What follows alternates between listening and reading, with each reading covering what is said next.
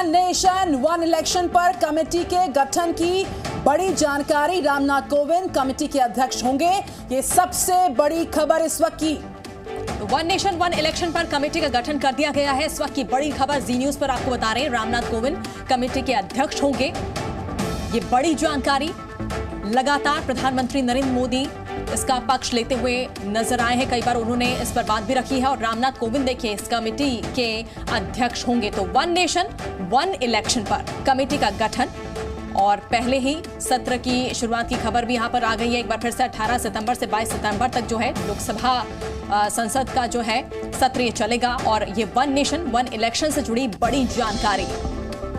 तो कमेटी का गठन कर दिया गया है, और सबसे बड़ी बात यह है कि रामनाथ कोविंद जो है वो इस कमेटी के अध्यक्ष होंगे। Ravi Tripathi, over to you. संसद का विशेष सत्र बुलवाए जाने के बाद से लगातार हलचल तेज थी, और इस वक्त की सबसे बड़ी खबर वन नेशन वन इलेक्शन पर कमेटी का गठन। बिल्कुल बिल्कुल, देखिए ये लगभग कल से कयास लगाए जा रहे थे, जो तो 2 से 3 कयास थे, उसमें से एक मजबूत कयास था कि वन नेशन वन इलेक्शन। और इसके पीछे तर्क भी है, क्योंकि सरकार जानती है और सरकार का मकसद ये है कि जिन राज्यों में अभी विधानसभा चुनाव होने हैं उसमें ज़्यादातर राज्यों में बीजेपी की स्थिति बहुत अच्छी नहीं है। चाहे वो छत्तीसगढ़ की बात कर लें, मध्य प्रदेश की बात कर लें, राजस्थान में जीत सकती है लेकिन वहाँ भी अच्छी फाइट है, तेलंगाना की बात कर लें, मिजोरम की बात कर लें। तो वैसी स्थिति में अगर वन नेशन वन इलेक्शन की बात होती है और केंद्र के चुनाव के साथ इन राज्यों के चुनाव होते हैं, तो बीजेपी को प्रधानमंत्री मोदी के चेहरे के तहत फायदा मिल सकता है। तो कहीं ना कहीं वन नेशन वन इलेक्शन के पीछे जो कमेटी बनाई है, जो मकसद है, क्योंकि कमेटी बनेगी, पूरी तैयारी होगी, पूरा बिल पेश होगा पार्लियामेंट में, बिल पास कराया जाएगा, उसके बाद सारी तैयारी शुरू होगी। ये मान के चलिए कि हो सकता है कि कुछ और राज्यों के चुनाव, जो 5 राज्यों के चुनाव है, इसके अलावा भी कुछ राज्यों के चुनाव लोकसभा चुनाव के साथ कराया जाए। हो सकता है थोड़ा सा डिले हो, ये चुनाव दिसंबर हो, जनवरी हो, फरवरी हो।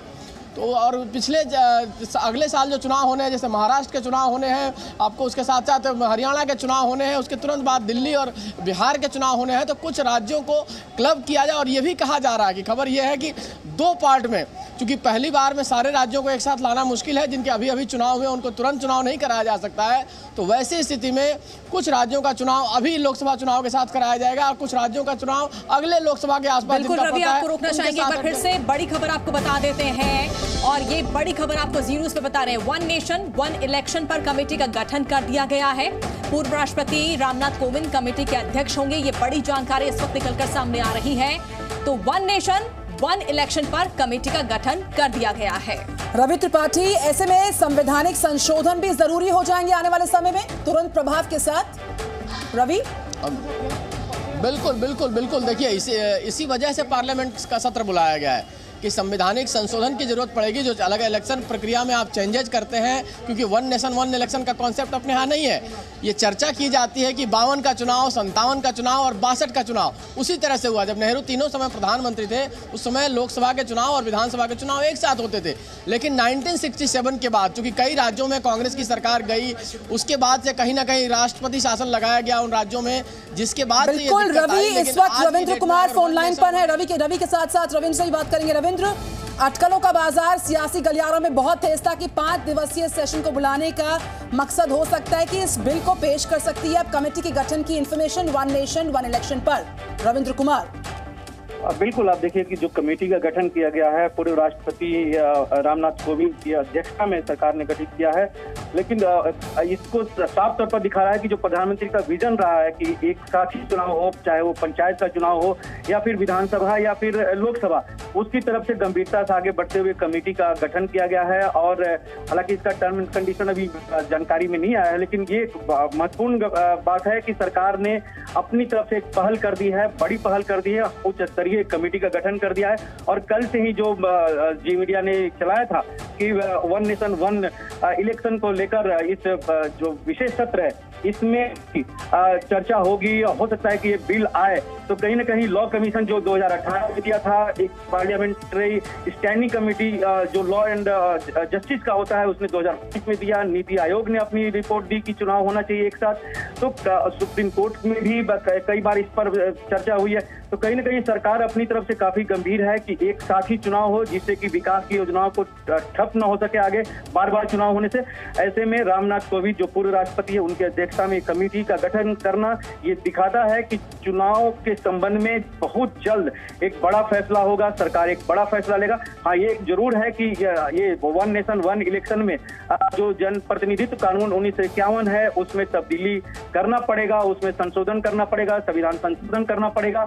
लेकिन सरकार के पास बहुमत है। सरकार अगर राज्यों से 15 राज्यों से लेना होगा, उसमें भी सरकार बीजेपी, एनडीए और एनडीए के सहयोगी जो संसद में सहयोग करते रहे हैं, चाहे बीआरएस हो, वाईएसआर कांग्रेस हो, बीजेडी हो, सब इसका समर्थन करेंगे। यहाँ तक कि पूर्व में नीतीश कुमार हो, अखिलेश यादव हो, सब ने वन नेशन वन इलेक्शन की बात कही थी, समर्थन किया था। भले ही आज वो INDI गठन में हो। हमारे साथ रवि त्रिपाठी भी लगातार हमारे साथ बने हुए हैं। रवि, सबसे बड़ी बात, एक तरफ देखिए विपक्षी गठबंधन जो इंडिया अलायंस है उनकी बैठकें चल रही है, आज उनकी बैठक का दूसरा दिन है, उन्हें एक बड़ा झटका लगा होगा इस कमेटी के गठन से।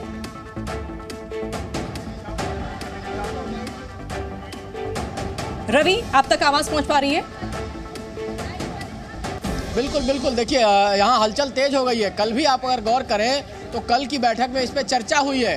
कल नीतीश कुमार से लेकर उद्धव ठाकरे से लेकर ममता बनर्जी से लेकर तमाम लोगों ने कहा है कि चूंकि सरकार वन नेशन वन इलेक्शन की बात हो या फिर जल्दी चुनाव कराने की बात हो, तो हमें अपनी तैयारी पूरी करनी पड़ेगी। सरकार को काउंटर करने के लिए एक मैकेनिज्म बनाना पड़ेगा और साथ साथ जल्दी अगर चुनाव कराए जाते हैं और एक साथ चुनाव कराए जाते हैं तो उसके लिए तैयार रहना पड़ेगा। तो कहीं ना कहीं जो सरकार का एजेंडा था, सरकार जिस मकसद से इस चीज़ को कल एक तरह से लाई है कि 5 दिन का सत्र होगा, उस एजेंडे पर कहीं ना कहीं विपक्ष फंसता हुआ दिख रहा है। विपक्ष की परेशानी बढ़ गई क्योंकि विपक्ष का मूड यही था। राहुल गांधी से चलते चलते किसी ने पूछा तो उनका यही कहना था कि ये डाइवर्जेंट पॉलिटिक्स है, वन नेशन वन इलेक्शन की बात उनसे कही गई तो।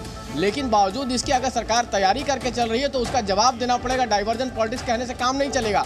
ये बात सारे नेता मान रहे हैं कि अब इग्नोर नहीं करना पड़ेगा। समय बहुत कम है चुनाव के लिए। अगर लोकसभा चुनाव एक साथ भी कराए जाते हैं तो अप्रैल मई में चुनाव होने हैं। देखिए अप्रैल मई लोकसभा चुनाव का समय तय है। पिछली बार 10 मार्च को नोटिफिकेशन जारी हुआ था और अप्रैल से लेकर मई तक चुनाव हुए थे। लगभग 1 महीने चुनाव चले थे और मई में नतीजे आ गए। तो वैसी स्थिति में लगभग 6 महीने का समय बचा है। तो 6 महीने के अंदर में विपक्ष को पूरी तैयारी करनी है, अपने आप को एकजुट भी करना है, सीट शेयरिंग फार्मूला भी करना। और अगर नई बात ही आ जाती है कि वन नेशन वन इलेक्शन होगा तो देखिए स्टेट वाला विवाद है कि राज्यों में कैसे समझौता करना है। जैसे दिल्ली राज्य में विवाद होने वाला है, बंगाल में विवाद हो सकता है, केरल में विवाद हो सकता है। तो इन राज्यों का जो आपसी विवाद है विपक्ष का, रवि त्रिपाठी की सबसे बड़ी खबर जी न्यूज बता रहे हैं आपको। देखिए हम लौट रहे रवि के पास।